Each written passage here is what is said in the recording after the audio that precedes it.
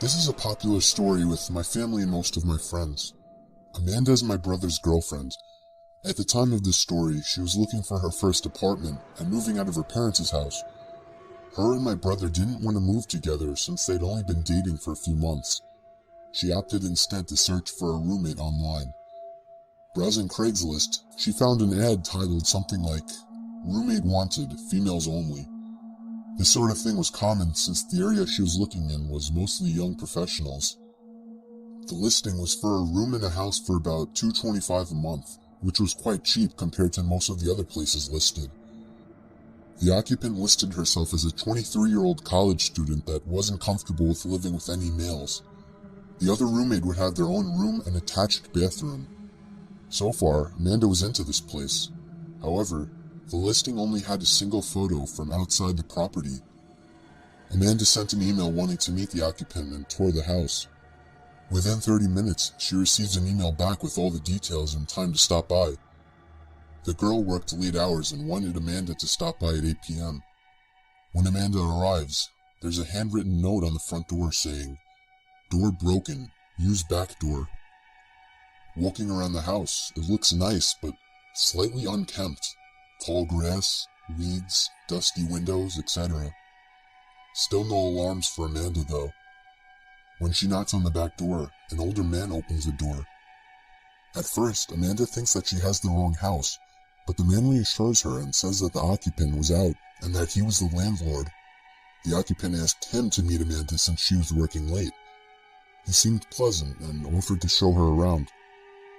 Alarms start going off but aren't at red alert yet. First, the guy was clearly in his 40s, unshaven, and looked like he lived in his car. Also, only the kitchen light was on. As they walked around the house, Amanda noticed one huge red flag. No furniture. Nothing. The landlord was polite about answering questions, but seemed irritable to keeping the lights on for too long, rushing her around and only letting her look at rooms for a few moments. There was a single room that the landlord wouldn't open, telling her that it was the occupant's room and he didn't want to invade her privacy. As they walk down the hall into the living room, she notices the front door has a plank nailed across it. Quote-unquote broken for sure. Amanda's creepometer is starting to ding, so she decides to wrap up the walkthrough and leave, but trying to be polite. As she's given the guy her "thanks for the showing" bit, he perks up and states that he forgot to show her the basement. He claims it's recently furnished and would be a great rec room, and she should take a look down there. At the time, Amanda and the landlord are standing in the small hallway between the front living room and the back kitchen. In this little hallway was the basement door. When he opens the door, it opens outward to create something of a barrier between Amanda and the back door. The basement is pitch black. He smiles, motions down the stairs, and says, "Ladies first." What happens next is nothing more than a stroke of luck. Amanda gets a text just as some random person parks in front of the house. Thinking on her feet, she pretends it's a phone call and answers her phone. "Hey, yeah, are you here? I'll come out from around back and let you in. It's great, you have to see it." With a motion of confidence, she excuses herself around the landlord and walks out of the back door. She says the guy just looked at her like he was confused. Once outside, she sprinted to her car and sped like hell out of there. When Amanda got home, she told her mother and my brother everything. Cops were called. They took her statement and went to investigate. The Craigslist post had been removed. The house had been foreclosed over 6 months earlier. It was found out that the house had been foreclosed over 6 months earlier and the property had been abandoned. When the police investigated, they found that the closed room that the so-called landlord didn't want her to look in was where the man had been staying. There was a pile of old dirty blankets, rotten food, and empty gallon jugs everywhere. More creepy was he had plastered ripped-up pages from porno magazines on all the walls in the room. The really scary part of this was the basement. The man had tied a thin piece of fishing twine at about shin level across the stairs about halfway down. The basement was empty except another pile of old blankets, a broom handle wrapped in leather belts, and a small box with a few rolls of assorted tape. I was up late looking for goalie equipment on Craigslist some night in the summer. I was only 14 and had no job and therefore no money, so I had to find the cheapest deal possible. I didn't really care about the condition of anything. I came across an ad that seemed like a steal. The pictures showed the pads, blocker, glove, and stick. They were all in visibly good condition. It was only listed for $50. That seemed like an insane deal. I contacted the seller via text and he asked me a few questions, one of which was how old I am. I responded 14, and he told me he's glad to hear that I'm dedicated at a young age. It didn't really seem weird to me what he said at the time, but now that I look back on it, I should have been wiser. I asked the seller for his address, but he instead asked me what town I'm from, and that he could just meet me somewhere walking distance from my house. I didn't know how I felt about this, but I really wanted that equipment. We agreed to meet in the parking lot of the mall, which is literally down the block from my house. I stood alone in the exact spot I described for a few minutes, until I heard somebody toot their horn. I noticed a white van parked away from all the other cars, and then I received a text saying that he was in the white van. I replied telling him to come out with the equipment, but he said it would be easier to do the transaction in the van. I had a really bad feeling about this and hightailed away from there. I ran down the block, and when I looked back, I saw the white van driving down the street behind me. Now there was someone in the passenger side as well.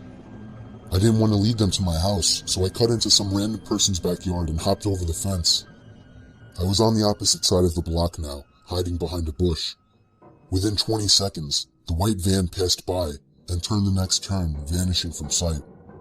It was safe to run back to my house now.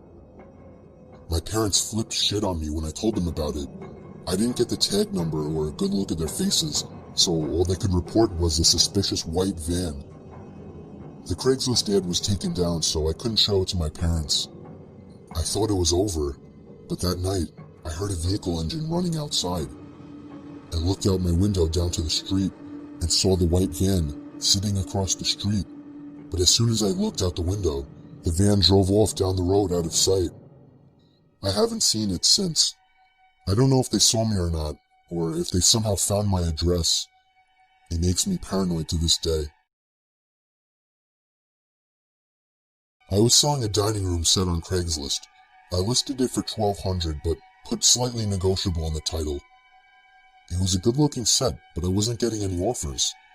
I did live in the country though, so not a lot of people lived in my town. I finally received a call about the set. The man on the other end of the phone had a very shaky voice, and he sounded a bit off, but I can't really explain how. He wanted to check out the set to make an offer, so I gave him my address, and he said he would be over within the hour. I dusted off all the furniture one more time to make it look as nice as possible. The doorbell rang within 10 minutes. I was shocked. He must have lived really close, which in my area was very surprising. I opened the door and immediately felt uncomfortable about letting this man into my house. He was wearing a white undershirt with yellow stains scattered all over it. His pants were way too baggy and had a few tears in them. His gray mustache stained brown in the middle, and his hair a complete mess. Basically everything you shouldn't look in public, he looked. Basically everything you shouldn't look in public, he looked. He greeted me with a hello in the same shaky voice as before. I invited him in and he immediately caught glimpse of the dining room set, since the dining room is the first room you see in the house. He began walking around really slowly, making weird sounds and making sure to feel every inch of every piece of furniture. I was very weirded out watching this and decided to break the silence by bringing up the price. I reminded him that my asking price was $1,200, and then he stopped, looked up at me, and gave me the most unnerving smile I had ever seen. "How about $500? He asked me. I laughed a bit at the insane offer, almost thinking he was joking, but when his smile turned to an angry expression, I knew he wasn't. I apologized and told him that's much too low for me. The lowest I would be willing to go is $1,000.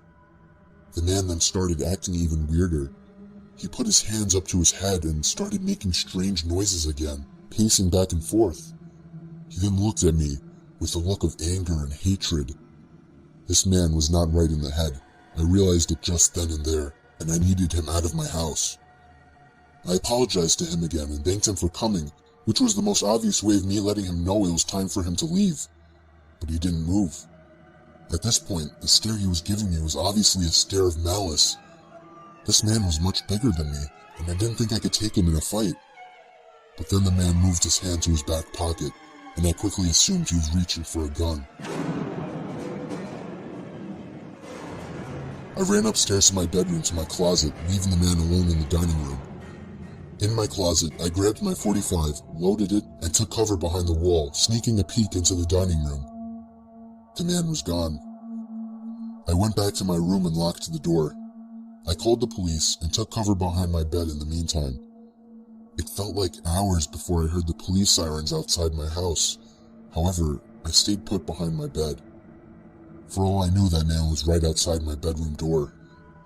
Thankfully, I hadn't locked the door, and I heard the police enter my house. I left the bedroom with my hands raised and showed them my ID. They had me wait outside while they continued their search. I sat there for probably 5 minutes before the 2 police officers stepped out of my house, with the man in handcuffs. They told me something disturbing. He was hiding in my pantry closet with a loaded gun.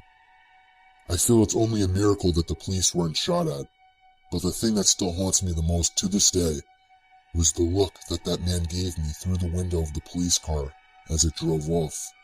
A look of malice and hatred, like the first thing he would plan to do after getting out of jail would be to come back for me. I'm still thinking about moving. I can't deal with the constant paranoia of that man coming back. All I can say that can be learned from this is to be very careful when giving your address to people from Craigslist.